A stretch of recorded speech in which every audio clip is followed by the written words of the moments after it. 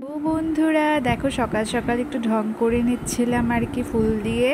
তারপরে এই যে দেখো, ছেলে মেয়ের জন্য টিফিন বানিয়ে নিয়েছিলাম। তো কালকে যে রেসিপিটা দেখিয়েছিলাম সুজি আর আলু সেদ্ধ দিয়ে, তো সেটার মধ্যে কর্নফ্লাওয়ারের জায়গায় আটা দিয়ে ডোটা মেখে যে এরকম ছোট ছোট ফুচকা বানিয়ে দিয়েছি, আর দিয়েছি চকলেট কেক।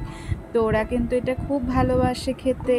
তো আজকেও টিফিন খালি করে আসবে, যে ওদের ভাত খাওয়াও কমপ্লিট, স্কুলে চলে যাচ্ছে টাটা দিতে দিতে। দেখো আমার মেয়ে কিন্তু খুবই গুড গার্ল।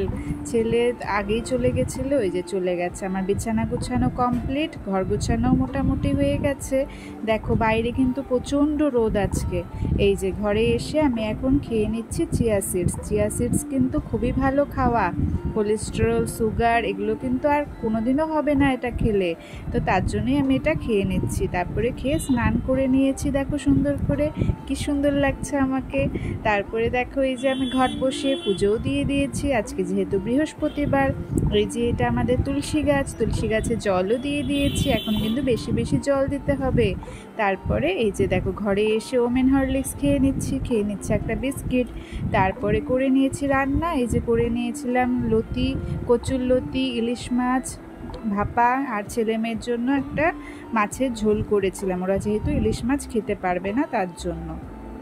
কেমন হয়েছে রান্নাগুলো? রান্না করতে করতে খেয়ে নিয়েছিলাম সবজি আর রুটি আর একটুখানি পেঁয়াজ। তারপরে দেখো কে এসেছে আমার সাথে দেখা করতে। এই যে আমার ভাস্তা, খুব ভালোবাসে।